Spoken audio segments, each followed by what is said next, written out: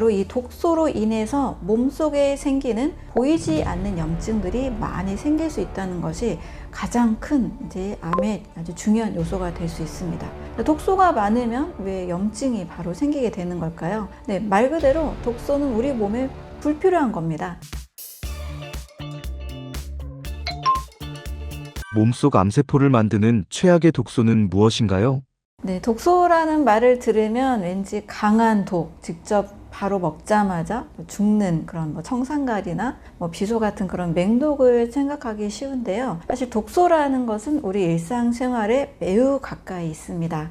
쉽게 우리가 가공식품만 먹어도 식품 첨가물이 들어있죠. 최소 40가지 이상 첨가물들도 독소가 되고요. 또 화학약품을 또 많이 드시잖아요. 좀 혈당, 혈압 이런 것들 때문에 관리하시느라고 드시는데요. 일단 화학성분이 몸에 들어오는 것도 독소가 될 수 있습니다. 또 이것은 많이 간과하기 쉬운데요. 소화대사 독소라고 제가 좀 이름을 만들어 봤는데요. 소화 과정에서 생겨나는 여러 대사산물 찌꺼기들이 몸에서 잘 배출이 안 되고 또 지나치게 많이 생겼을 때 또 독소가 될 수가 있습니다.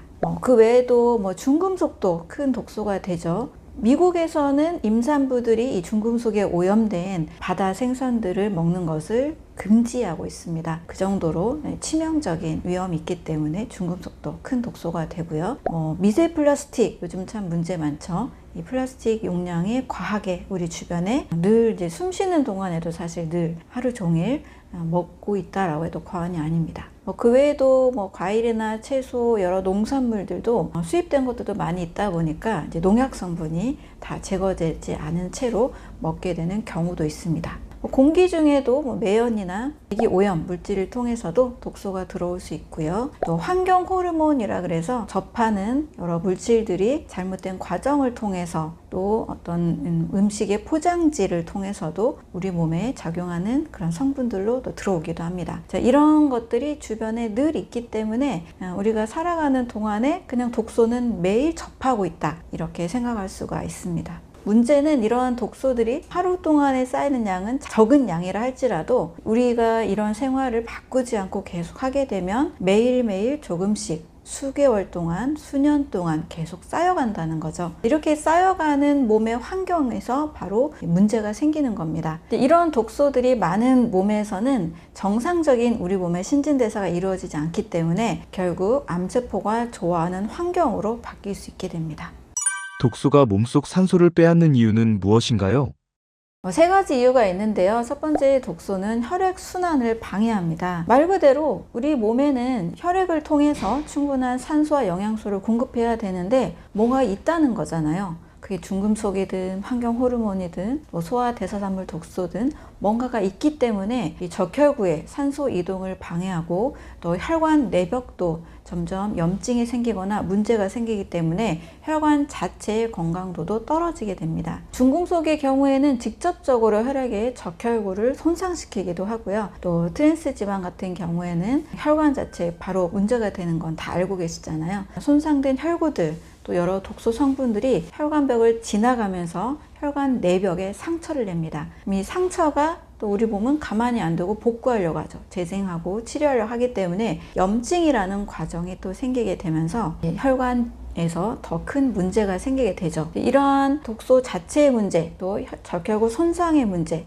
이런 문제들로 인해서 독소가 혈액순환을 방해하는 이런 결과를 만들게 됩니다. 네, 두 번째는 독소 자체가 미토콘드리아를 파괴합니다. 미토콘드리아는 우리 몸에서 전기를 만들어내는 에너지 발전소다라고 이해할 수 있습니다. ATP라는 것을 생성을 해내야 되는데 독소가 많은 환경에서는 미토콘드리아가 충분한 에너지를 생성할 수 없는 환경이 될 수밖에 없는 거죠. 직접적인 미토콘드리아 손상도 일어날 수 있겠지만 간접적으로 어떤 영양소를 제대로 공급하지 못하기 때문에 미토콘드리아의 기능 이상이 일어나게 됩니다. 또 미토콘드리아가 하는 아주 중요한 일 중에 하나는 세포의 성장 분열 횟수를 조절하는 겁니다. 약 60회에서 100회 정도 분열하고 나면 세포들이 이제 사멸하게 되는데요. 이런 횟수에 있어서 문제가 생기게 됩니다. 미토콘드리아가 손상이 되면 분열 횟수가 정상적으로 조절이 되지 않으면서 무한 증식하는 세포로 또 바뀔 수가 있게 됩니다. 미토콘드리아 손상이 직접적으로 이 독소가 주는 큰 영향이 될 수가 있습니다. 세 번째로는 독소가 이제 만성 염증을 일으키면서 이 만성 염증이 된 몸 상태에서는 이제 산소 공급을 못하게 되는 상황으로 이어지게 됩니다. 염증이 생긴 부위를 보면 우리가 피부에서 생기는 염증도 보면 빨갛게 부어오르면서 조직에 변성이 일어나잖아요. 우리 몸은 그것을 어떻게든 빨리 재생하기 위해서 여러 성장 인자들, 혈관 생성 인자나 IGF-1 같은 여러 성장 인자들을 막 보냅니다. 그런데 이 성장 인자들이 보내는 그 환경 자체는 암세포도 같이 커질 수 있는 환경이 됩니다. 염증이 많은 부위는 곧 암세포가 잘 자라날 수 있는 환경이 될 수 있다. 이렇게 이해하실 수가 있습니다. 독소가 많이 쌓인 환경에서는 산소 공급이 잘 되지 않고 적혈과 혈관에 손상이 일어나면서 미토콘드리아 손상과 또 염증 생성으로 인해서 결국 암이 좋아하는 환경을 만들 수밖에 없게 되는 거죠. 독소가 몸속에 쓰레기 염증을 만드는 이유가 있나요? 네, 염증이라는 말을 딱 들으면 일단 뭔가 약간 붓고 아프고 이런 것들을 생각하기 쉬운데요. 이렇게 눈에 보이는 염증과 우리 몸속에서 눈에 보이지 않는 염증이 있습니다. 더 위험한 것은 바로 눈에 보이지 않는 염증이죠.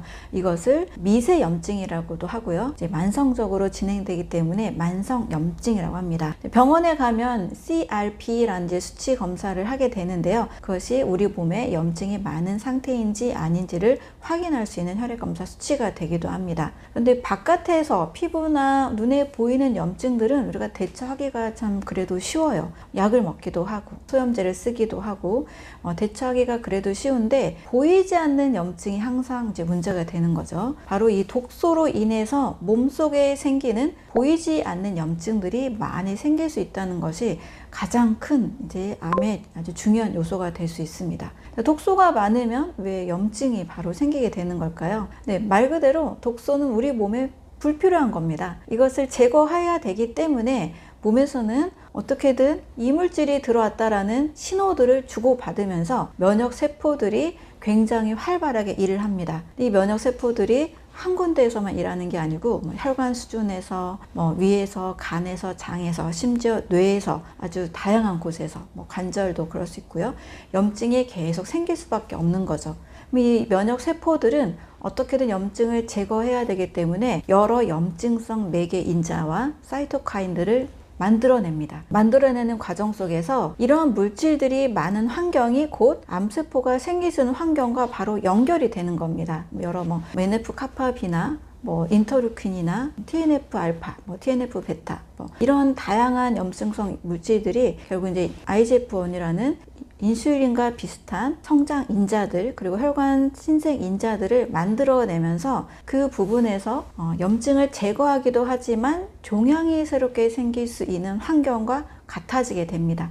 종양 미세 환경이다 이런 말들이 있는데요. 이렇게 계속 염증 세포와 또 암세포가 같이 커질 수 있는 환경이 새롭게 생기는 겁니다. 그래서 우리 몸의 면역 세포들이 제거하려고 일을 하다 보니까 원래 제거하는 일을 잠깐 하는 것은 크게 문제가 안 됩니다. 근데 제가 말씀드린 것은 미세 염증이 만성 염증으로 커져갈 때가 이제 문제가 되는 거죠. 그러니까 수년 동안 생활 습관이 바뀌지 않고 계속 스트레스를 받고 또 먹는 음식이 동일하고 수면도 좋지 않은 독소가 계속 들어올 수밖에 없는 환경에서는 미세 염증이 만성 염증이 이제 암으로 갈 수밖에 없습니다. 그래서 우리 몸은 원래 적을 공격하고 제거하는 이런 면역 작용이 활발하게 일어나고 있죠. 이것이 너무 장기화됐을 때도 또 하나의 다른 질병, 굉장히 복합적인 질환들을 가지고 있는 암이라는 질병의 원인이 또 될 수가 있습니다. 몸속 염증을 만드는 독소 5가지는 뭔가요? 네, 첫 번째는 제가 정말 강조하는 소화대사산물 독소입니다. 완전 소화를 제가 늘 강조하는 이유가 알게 모르게 생기는 소화 과정에서 생기는 독소 때문입니다. 우리가 확실하게 독소라는 것을 인지하면 잘 피합니다. 그런데 이 소화대사산물 독소는 일단 인지가 잘 되지 않아요. 왜냐하면 사람마다 이 소화 상태가 다르고 또 음식물의 배합이 다르고 몸에서 일어나는 신진대사의 어떤 속도와 이 신진대사 정도도 다 다르기 때문입니다. 소화대사산물 독소가 뭐냐 이렇게 궁금하실 수 있는데요. 바로 소화 불량 시 만들어지는 찌꺼기들입니다. 그래서 건강을 위해서 항상 완전 소화하세요 라고 제가 말씀을 드리는 거고요. 이 찌꺼기라 하면 사실 잘 느껴지지 않아요. 그냥 소화가 안 되면 좀 더부룩하네, 답답하네, 좀 편하지 않네, 이 정도지 이것을 크게 독소가 돼서 내 몸을 공격한다 이렇게까지 이해하진 않습니다. 그런데 반드시 우리가 알아야 될 것은 소화하고 우리 몸이 이 대사하는 이 과정에서는 굉장히 복잡한 과정이 일어나고 있고 그 과정에서 생기는 대사 중간 산물들이 매우 많다라는 사실입니다. 쉽게 이야기하면 우리가 통풍의 원인을 요산이라고 알고 있잖아요. 우리 몸에 요산이라는 것이 쌓여서 일어난다고 알고 있습니다. 또 치매나 알츠하이머의 원인을 베타 아밀로이드라는 것으로 많은 분들이 알고 계십니다. 이 요산, 베타 아밀로이드 어디서 생겼을까요? 요산을 먹어서, 베타 아밀로이드 직접 먹어서 생기지 않았습니다. 바로 이 물질들이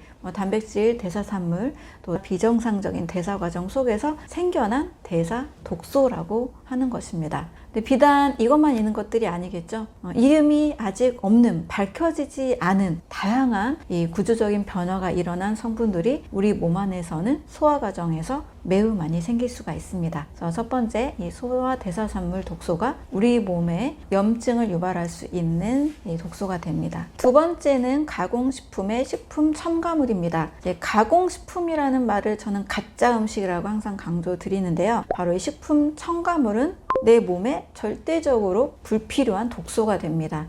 이 화학 성분이잖아요. 절대 영양이 아닙니다. 우리가 알고 있는 영양소들 있죠. 탄수화물, 단백질, 지방, 비타민, 미네랄, 식이섬유, 파이토케미컬, 다양한 영양소들과 전혀 별개의 화학 첨가물입니다. 화학 성분들이 색깔을 예쁘게 하기 위해서, 음식에 색을 내기 위해서, 보존을 길게 하기 위해서, 좀 더 맛을 좀 더 맛있게 내게 하기 위해서 다양한 물질들이 들어가는데, 우리는 이 식품업이 발달하면서 이 첨가물에 대해서 사실 너무나 좀 안일하게 생각하는 경향이 있습니다.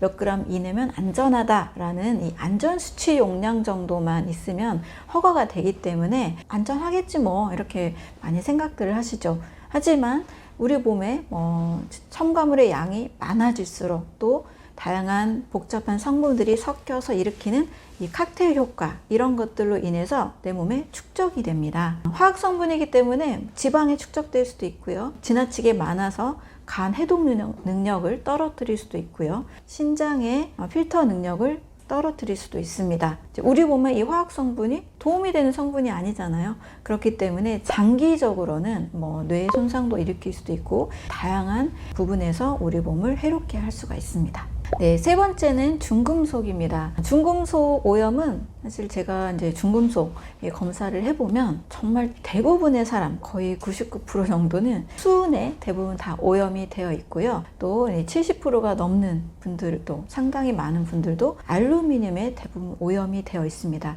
가끔 납성분이 또 나오기도 하고요. 다른 이제 중금속들이 나오기도 하는데, 이 중금속으로부터 자유로운 사람은 거의 없다 싶을 정도로 많은 사람들이 이 중금속에 오염이 되어 있습니다.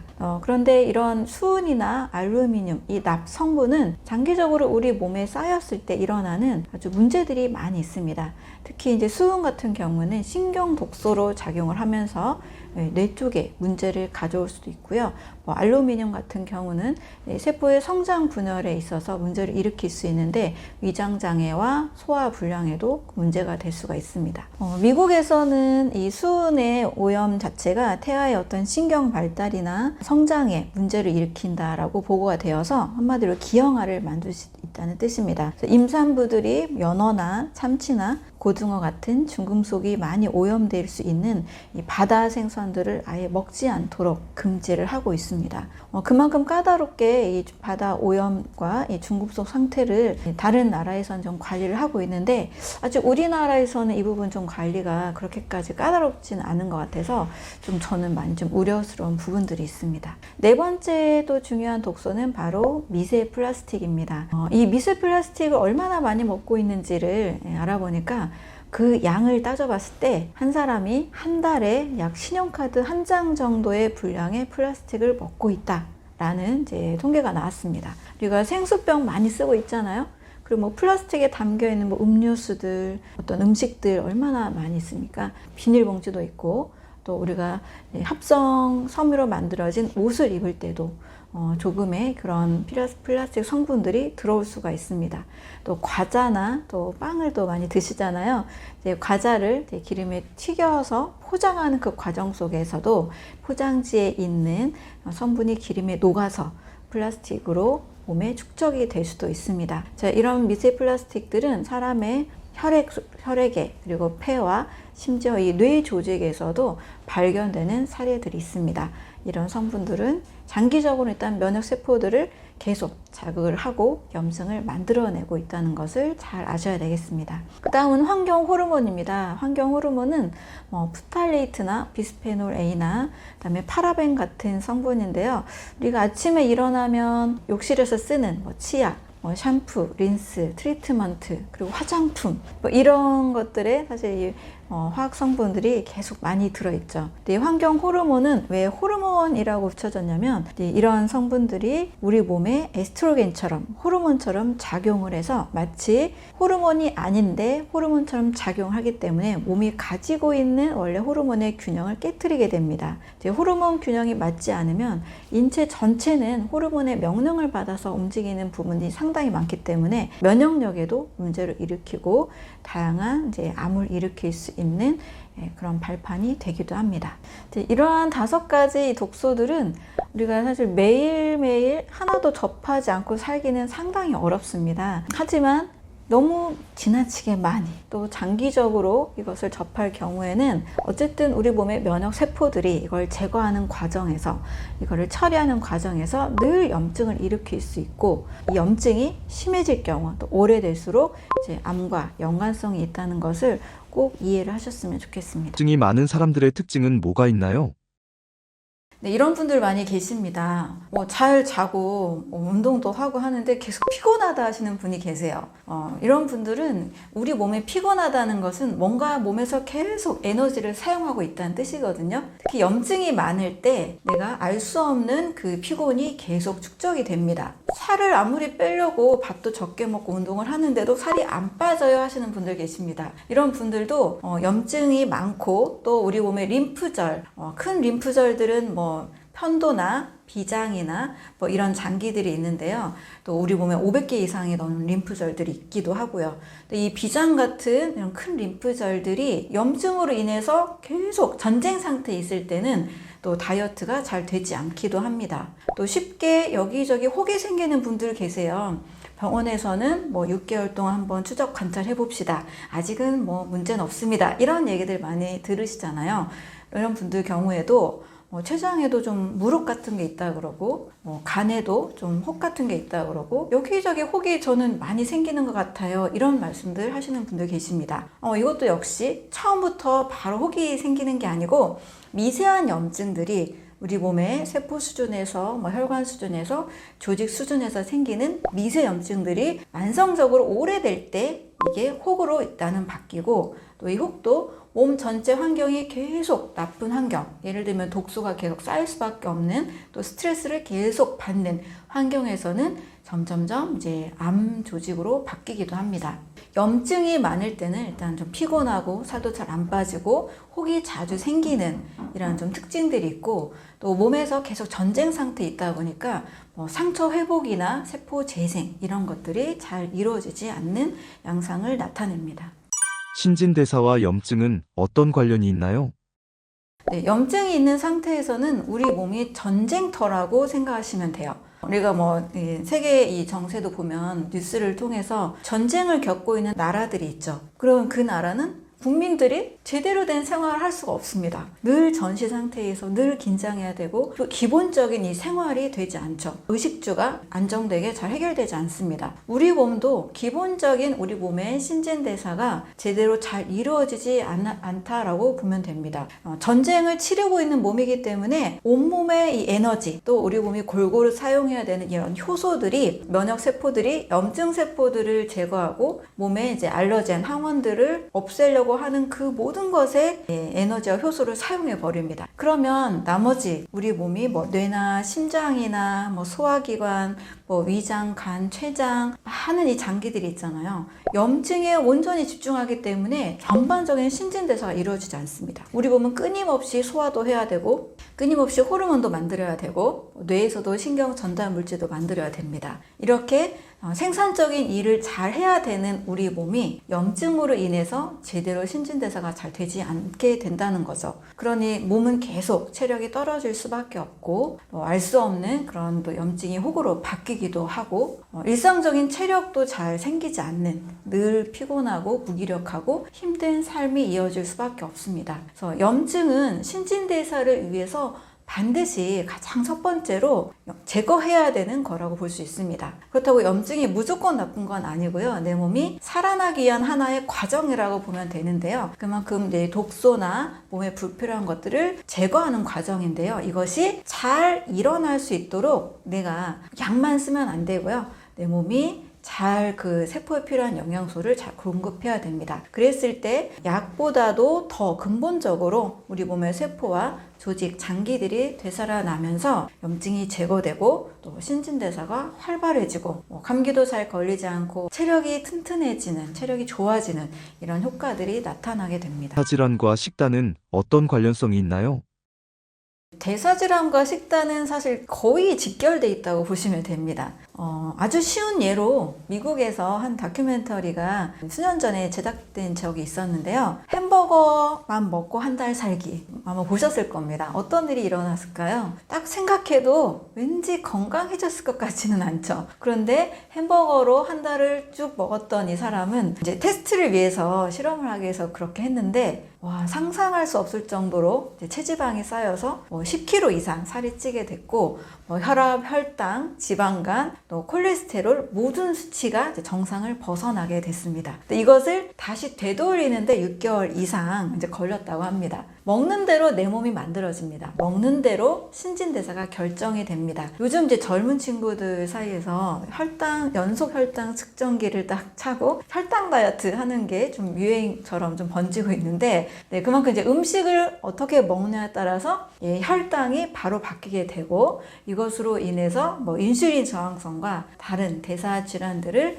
야기할 수 있기 때문에 이제 이것이 좀 이제 유행이 된 것 같습니다. 그래서 먹는 대로 신진대사가 결정이 되고요. 먹는 대로 내 몸이 만들어지게 됩니다. 그래서 가공식품 위주 또는 지나친 가열식 위주로 하게 될 때는 우리 몸에 반드시 필요한 여러 영양소와 효소들이 공급받지 못하게 됩니다. 세포가 당연히 필요로 하는 영양소가 있는데요. 이게 부족하다 보니 세포들, 또 조직들, 신진대사가 제대로 작동이 되지 않습니다. 그래서 먹는 대로 신진대사가 결정이 되고 먹는 대로 내 몸이 만들어집니다. 반대로 연구소를 통해서 건강한 식단을 안내받고 또 영양이나 해독요법을 안내받은 분들은 너무나 놀랍게도 2주 안에도 혈당이 정말 거의 정상 수치로 많이 떨어진 분도 계시고 한 달을 했는데 4kg, 5kg가 빠진 분도 계시고 굉장히 빡빡하게 실천을 완벽하게 못했는데도 6개월 정도 지나니 혈당, 혈압, 콜레스테롤 수치가 병원에서 검사했을 때 다 정상이 됐다라고 굉장히 기뻐하면서 소식을 전해주시는 분도 계십니다. 역시 우리 몸은 어떻게 또 건강한 식단을 하느냐에 따라서 또 달라질 수 있다라는 굉장한 희망과 가능성을 보여주는 거죠. 그래서 식단과 대사는 바로 직결이 되어 있다라고 생각하시면 되겠습니다. 신진대사 망가뜨리는 최악의 식사 습관은 무엇인가요? 가장 첫 번째로 위험한 것은 일단은 가공식품 위주의 식사라고 볼 수 있습니다. 가공식품은 한마디로 제가 가공했다 해서 진짜 음식이 아니라 죽은 음식이다 이렇게 늘 말씀을 드리는데요. 우리가 이제 영양학의 발달로 인해서 막 탄단지를 계산하고 칼로리를 계산하고 비타민 몇 그램 이렇게 계산하고 성분으로 바라보는 관점이 좀 많이 생긴 것이 사실입니다. 그런데 쉽게 생각하면 우리 자연에 있는 동물들을 보면 육식동물, 초식동물, 또 고릴라 원숭이 이런 동물들, 유인원 같은 과식동물, 잡식동물을 보면 영양소 계산 안 하잖아요. 만성질환, 대사질환도 없습니다. 본인이 먹어야 되는 음식을 본능대로 먹고 만성질환 없이 자기의 수명을 충분히 누리게 되는데요. 오직 사람만이 만성 대사질환이라는 질병으로 인해서 굉장한 고통을 받고 있습니다. 그래서 야생동물은 이 만성질환이 없다라는 측면에서 보면 일단 가공식품을 먹지 않잖아요. 우리는 가공식품을 먹으면서도 칼로리 따지고 영양소 성분을 따지는데 그런 거 따지지 않는 동물들을 통해서 굉장한 좀 인사이트를 발견하셨으면 좋겠습니다. 그래서 첫 번째로 우리 신진대사를 망가뜨리는 것은 영양소가 결핍된 또 혹은 아예 없는 죽은 음식, 가공식품이라고 볼 수 있습니다. 두 번째로는 과식하는 습관이라고 볼 수 있습니다. 또 이 과식을 뷔페식처럼 다양한 음식을 너무 동시에 많이 먹는 습관, 아주 가장 좋지 않은 습관이라고 할 수가 있죠. 일단 과식을 하게 되면 우리 몸이 진짜 이 소화시키느라고 다들 힘든 경험 해보셨잖아요. 건강해지려고 골고루 많이 먹어라 라는 우리 말을 많이 하기도 하고 많이 듣기도 하면서 살았는데 골고루 동시에 많이 먹어서 속이 불편하고 가스가 차고 소화가 안 돼서 굉장히 이제 몸이 무겁고 불편한 경험들을 우리는 해봤습니다. 그래서 동시에 여러 가지 음식을 많이 먹는 것은 결코 우리 몸이 원하지 않는다. 자연의 동물들을 보면 동시에 그렇게 다양한 음식을 많이 먹지 않습니다. 거의 원푸드를 먹잖아요. 한 번에 그냥 한 종류를 먹고 그 다음에 또 다른 종류를 바꿔가서 먹더라도 동시에 많이 먹진 않습니다. 과식 습관, 골고루 동시에 너무 많이 먹는 습관은 이 소화 에너지가 60%를 사용하기 때문에 이 소화시키는데 굉장한 문제를 일으킵니다. 소화시키면서 발생하는 대사 찌꺼기, 대사 독소라고 제가 만들어 봤는데요. 이 대사 독소가 너무 많이 생겨나면서 오히려 몸에서 영양소가 잘 흡수되지 않고 독소, 찌꺼기가 많은 몸, 장기적으로 보면 소화기관도 지치게 되고 효소도 낭비하게 되고 독소도 많이 생겨서 염증을 일으킬 수 있는 몸이 됩니다. 세 번째로는 신선한 음식을 너무 먹지 않고 날 것을 너무 먹지 않고 늘 가열 조리식만 먹는 습관입니다. 신선한 음식 하면 일단은 과일, 채소 많이 떠오르죠. 이렇게 자연 그대로의 음식을 하루에 정말 최소 한 끼, 500g, 700g까지 이 정도 드시면 하루에 2끼를 가열 조리식을 하더라도 몸이 그렇게까지 나빠지지는 않습니다. 근데 삼시세끼 모두 다 가열된 음식, 조리된 음식을 늘 먹게 되면 우리 몸이 필요로 하는 영양소가 결핍됩니다. 나는 한식으로 나쁜 음식 하나도 먹지 않고 정말 건강하게, 우리나라 한식도 좋은 이미지잖아요. 한식을 꾸준히 삼시세끼 먹었는데 왜 나는 대사질환이 생겼을까요? 대사증후군이 왜 생겼을까? 이런 분들이 의외로 많습니다. 그 이유는 가열 조리식만으로는 우리 몸에 꼭 필요한 영양소를 공급받지 못합니다. 그래서 하루에 한 끼 정도는 신선한 음식, 살아있는 음식 또는 식사 중에 한 접시 정도는 신선한 채소나 식전에 과일 섭취를 하시게 되면 또 상당히 많은 좋은 효과들을 경험을 하게 됩니다.